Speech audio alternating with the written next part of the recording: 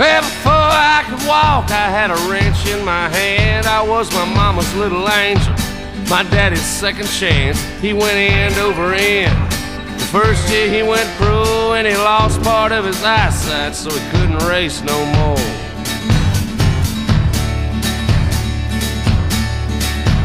He never lost his touch when he got under a hood. He knew how to make them run. He knew one day he would see his name in victory lane and engraved on that cup, just like all them other crazy fools were racing in their blood.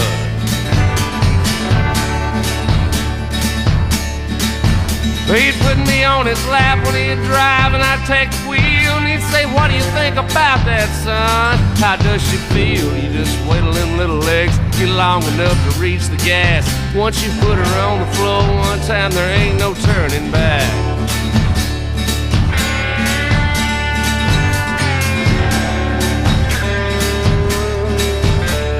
Every Saturday he'd take me out to the garage.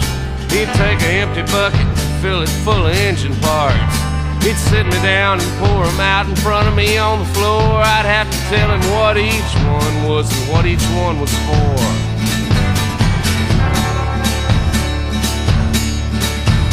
We'd jump in his old car and go down to the race that night. He'd tell me what each driver was doing wrong, what each one did right. He could always pick the winner before they ever took a curve. Number 3 might have the car, but 43's got the nerve.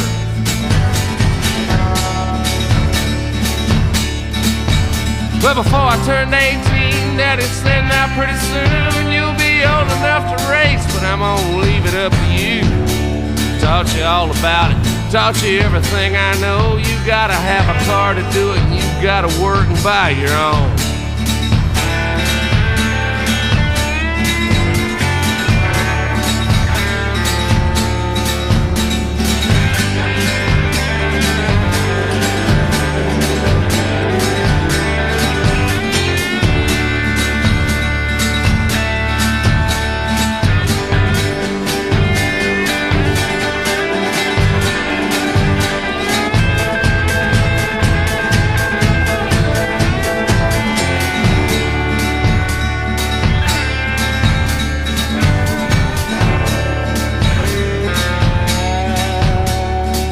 That I bought was a Mustang number 2. Nobody kept them any longer than they kept a pair of shoes. They started showing up at every used car lot in town.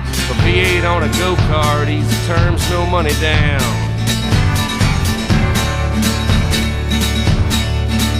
Me and Daddy and my uncle took her home and we tore her down. Checked her out real good, cleaned her up and bored her out. Took out all the seats, pulled the carpet off the floor, knocked out all the glass, then we welded up the doors.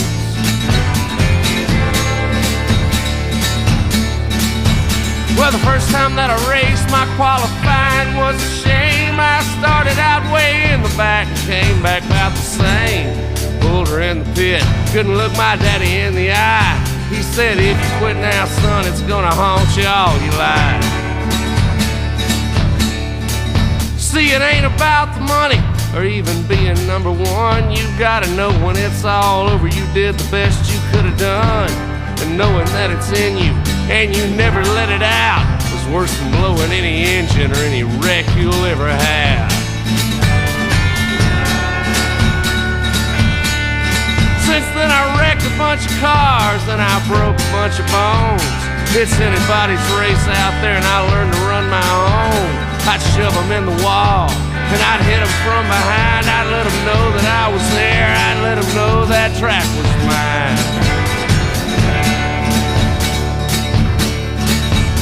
It's been several years since my daddy passed away, but his picture's on my dash every time I go to race. I lost more than I won, but I ain't gonna give up till they put me in the ground. And Daddy's name is on that cup.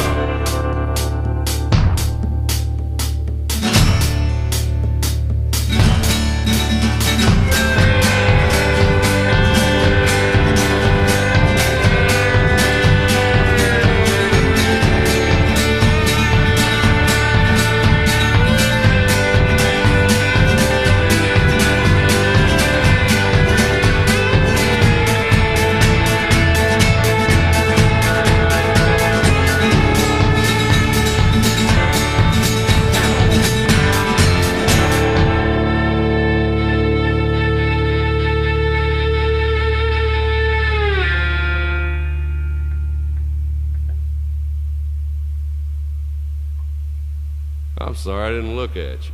No, I wasn't looking. I was listening to the story, man. That's great.